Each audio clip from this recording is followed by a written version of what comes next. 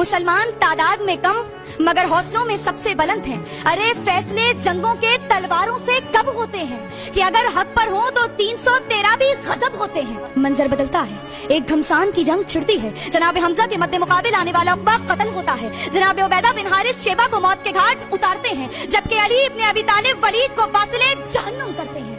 मुसलमानों का ये अक़लियती लश्कर 70 कुफ्फार को कैदी और 70 कुफ्फार को वासिले जहन्नुम करके बताता है कि जब बातिल के सामने हो ऐसी हक की वफादारी तो फजाए दहर से अब उठ चली शक की अलमदारी। दुश्मन इस्लाम को नीस्तो नाबूद करके वासिले जहन्नुम करते हैं और बताते हैं कि फजाए दहर से अब उठ चली शक की अलमदारी। कि सदरारी वकार फिर खंदक का मैदान और खंदक के मैदान में दीन इस्लाम का दुश्मन उम्रो बिन अब्दवत मैदान जंग में कदम रखता है, मगर दूसरी जानिब फातह खंदक उसे वासिले जहन्नुम करते हैं और बताते हैं कि फजाए दहर से अब उठ चली शक की अलमदारी है। कि जब मुसलमानों के लिए सांस लेना मुहाल था, माओ बहनों की इस्मतों का लुटना आम था, कि ऐसे में दीन मोहम्मद का सिपाही मोहम्मद अली जिना 27 रमजान को मुसलमानों के हवाले ये पाक सरजमीन करते हुए बताते हैं कि फजाए दहर से अब उठ चली शक की अलमदारी। कि सदरारी वकार फिर मेरी आंखों के सामने सिंता खैबर का वो एक जवान सिपाही है कि जो पाक सरजमीन की आन बान शान की हिफाजत की खातिर दुश्मन के सामने सीसा पिलाई हुई दीवार बनकर फजाए दहर से उठती शक की अलमदारी का खात्मा करते हैं।